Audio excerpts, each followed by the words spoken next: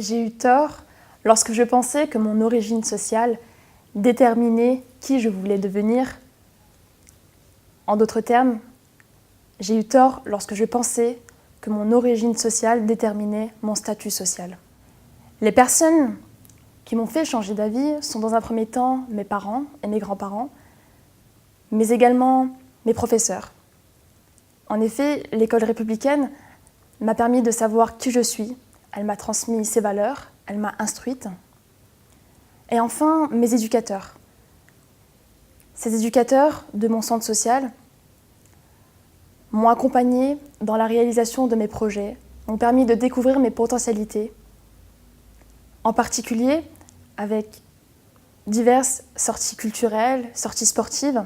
Ils m'ont permis de découvrir une passion pour la danse. Grâce à eux, j'ai trouvé ma place dans la culture du hip-hop. Aujourd'hui, je prends conscience que notre origine sociale, la connaissance de notre origine sociale est importante. Il est important de savoir d'où l'on vient. Mais il est davantage important de savoir où l'on va. Étant animatrice et éducatrice, j'essaye au jour le jour d'accompagner les jeunes que j'encadre dans la réalisation de leurs rêves, dans le cheminement de leur vie, du mieux que je le peux. Alors selon moi, j'ai eu tort lorsque je m'intéressais de très près aux théories du complot et lorsque ça prenait vraiment trop de place dans mon cerveau et que je ne savais pas faire la part des choses et que je m'y intéressais vraiment de très près. Alors qu'est-ce qui m'a fait changer d'avis ? Je ne sais pas si c'est un lien direct, mais le voyage, j'ai voyagé dans le cadre de l'humanitaire au Sénégal, à Madagascar, au Brésil, et je me suis intéressé de plus près aux questions de vivre ensemble et de mixité. Et du coup, les théories du complot, ça a pris un peu moins de place dans mon cerveau.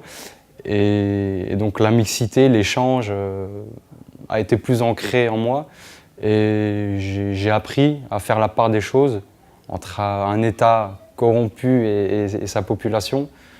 Et du coup, maintenant, je prends les informations avec un peu plus de recul et je sais faire la part des choses. Alors concrètement, aujourd'hui, je suis plus au service des autres et je suis plus ouvert aux discussions et je sais prendre l'avis des autres, même si l'avis ne me correspond pas ou ne va pas dans mon sens, quoi. J'ai eu tort lorsque j'ai pris un petit peu trop au pied de la lettre pendant quelques années la consigne qui nous était donnée en tant que travailleurs sociaux d'être sur la réserve et sur la neutralité professionnelle, de ne pas s'impliquer trop personnellement. Ce qui m'a fait changer d'avis, c'est la situation d'un jeune homme et de sa maman lorsque j'étais assistante sociale en psychiatrie et qui m'ont donné l'envie d'exprimer clairement que je n'étais pas d'accord avec les collègues, sauf que je ne l'ai pas forcément fait justement en équipe, c'était compliqué. Aujourd'hui, ce que ça m'apporte en tant que directrice de la Maison des Ados, c'est de construire l'organisation et les échanges entre les professionnels de l'équipe pour permettre ces dissensus et de ne pas toujours fonctionner en consensus, de manière à ce que les jeunes, les familles qu'on accompagne puissent en profiter au maximum, puissent profiter des idées, des avis des uns et des autres et des compétences de chacun. C'est même vrai avec un certain nombre de partenaires où je crois que c'est pas forcément grave qu'on n'ait pas les mêmes avis. J'ai eu tort lorsque je pensais que les Américains ils étaient méchants à cause de Donald Trump. J'ai changé d'avis parce que en fait, mon ami il est parti en Amérique pendant les vacances et du coup après il m'a dit que les gens ils étaient gentils là-bas et du coup ça m'a rassurée. Maintenant je suis différente car Si un jour je vais en Amérique, je me sentirai bien parce que mon ami, c'est un ami de confiance et voilà. Je sais qu'il ne me mentirait jamais et si un jour je vais là-bas, je me sentirai bien. J'ai eu tort lorsque je pensais que les Afghans étaient des talibans. Vous savez, quand vous regardez l'actualité, vous voyez le mauvais côté de ce pays qui est juste magnifique et ce peuple si respectueux. Lors d'un contexte professionnel, j'ai eu la chance de travailler avec des Afghans et j'ai vu beaucoup de respect pour la femme. J'ai appris à ne pas juger autrui sans avoir pris le temps de le connaître. J'ai eu tort lorsque j'ai pensé qu'une personne d'un certain âge du type caucasien était raciste et c'est là où je me suis trompé sur ce que je pensais de cette personne. Ce qui m'a fait changer d'avis, c'est une discussion que j'ai eue avec mon père sur les raisons pour lesquelles cette personne ne me répondait pas quand je lui disais bonjour. Cette personne était malentendante. Je la croisais souvent dans la cage d'escalier ou dans le quartier qu'elle ne répondait pas, mais parce qu'elle n'entendait pas, ce que je ne savais pas. Et donc j'avais, des certitudes qui étaient fausses, basées sur des stéréotypes du type que la personne âgée est forcément raciste.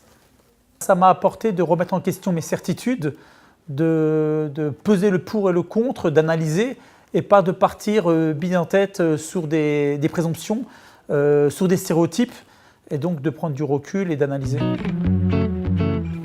J'avais tort quand je pensais que Neuhof c'était un quartier dangereux alors que pas du tout. J'y suis allée parce que j'avais scout. Du coup j'ai plus ce blocage du fait que je ne dois pas aller à Neuhof. Maintenant je peux y aller comme je veux sans me poser trop de questions. Maintenant je vois les choses beaucoup plus normalement. Je me dis pas que c'est mal fréquenté. J'ai plus ce blocage. J'ai eu tort lorsque je pensais que la laïcité était une loi anti-religion. Donc j'entendais beaucoup à travers les médias et à travers certains partis politiques, même à travers des amis. Ils me disaient que voilà, c'était une loi qui n'était pas compatible avec les religions et en particulier avec la mienne qui est l'islam. La première chose qui m'a interpellé, c'est un cours de droit en fait. Avant de passer mon bac, j'ai fait un peu de cours de droit. Et pendant ce cours de droit, on est passé sur la loi de la laïcité de 1905 et tout. Donc une fois qu'on est passé dessus, je me suis rendu compte que c'était quand même relativement différent de ce que j'ai pu entendre par le passé et par mes amis. Donc je me suis dit, pourquoi pas me renseigner moi-même et sur cette loi et vraiment voir ce qu'elle dit, parce que la loi c'est quelque chose d'important, mais c'est aussi quelque chose de précis.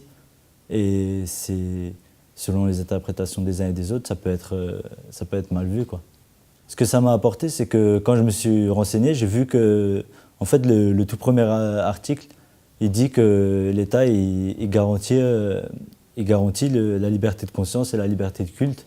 Donc le tout premier article de cette loi de 1905, il dit ça. Donc c'est déjà en contradiction avec tout ce que j'ai entendu par le passé à ce niveau-là. Donc je me suis dit, quand même, en fait, il faut que je prenne beaucoup de recul par rapport à ce que j'entends et surtout par rapport aux médias. Parce qu'il y en a plein qui ne sont pas objectifs et qui parlent de laïcité dans un but, ou des partis politiques, ou même des gens qui parlent de loi mais qui ne sont pas objectifs et font leur propre interprétation. Et en fait, ce n'est pas du tout ça. Donc, prendre du recul. Et quand on parle de loi, vu que c'est quand même précis, il faut aller lire la loi et la regarder telle qu'elle est. Et pour mieux la comprendre, je pense qu'il faut se renseigner soi-même au lieu d'écouter les gens, n'importe qui, quoi. J'ai eu tort lorsque je croyais que les garçons ils étaient bêtes. Il y a un garçon qui est devenu le plus intelligent de la classe et du coup ça m'a fait changer d'avis. Maintenant je me dis qu'il faut se faire ses idées à soi et pas forcément écouter les autres. Et c'est surtout parce que chacun pense qu'il est plus fort que l'autre alors que c'est pas vrai.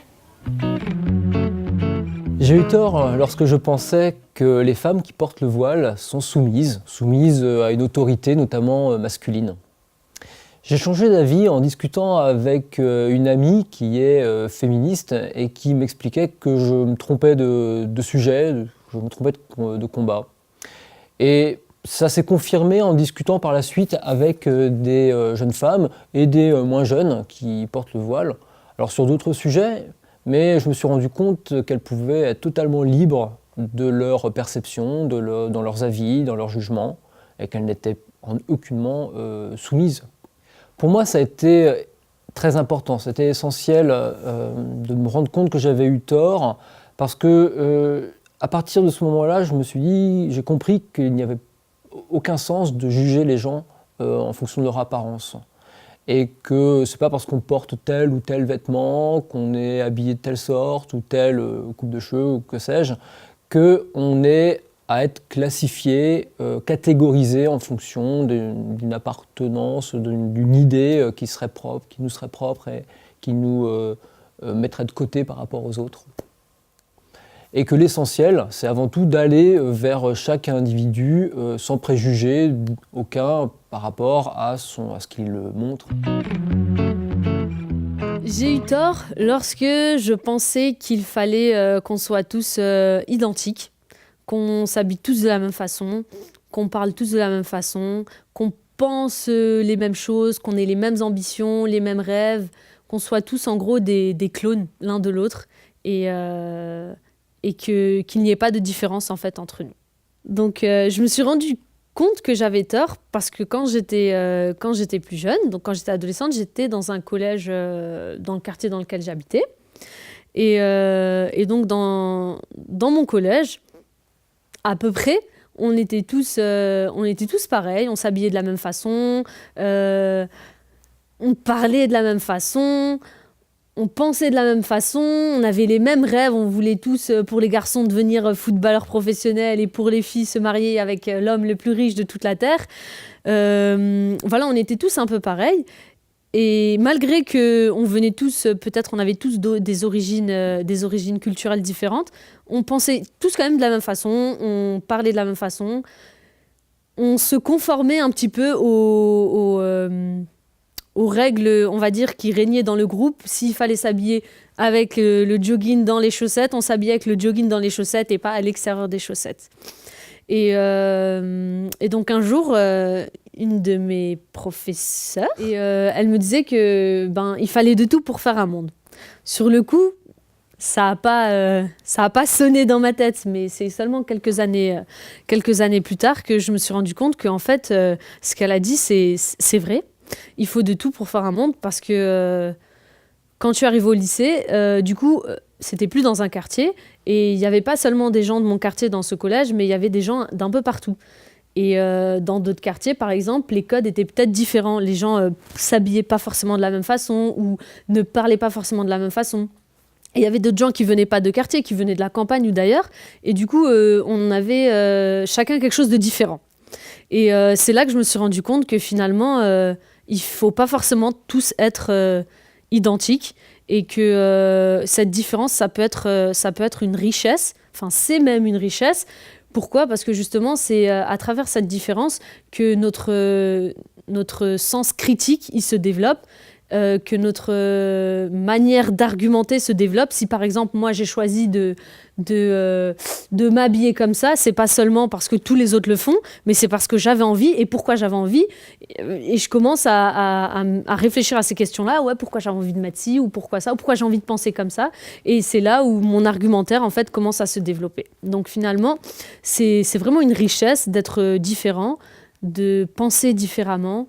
C'est ce qui nous aide à grandir, à s'élever et c'est aussi, ça nous permet d'être ouverts d'esprit, d'accepter plus facilement la différence et les autres. Pour me poser la question si j'avais tort.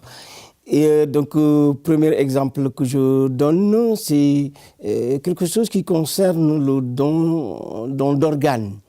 Don d'organes, avant, je pensais que c'est quelque chose qui ne devrait pas être possible, c'est pas normal. Pour deux choses. À l'époque, je disais que quelqu'un qui donne, mais c'est qui ? C'est qui ? Peut-être, c'est déjà quelqu'un qui n'a plus conscience et on va lui retirer un organe pour autre, si on n'a plus conscience, on ne peut pas donner dans l'organe.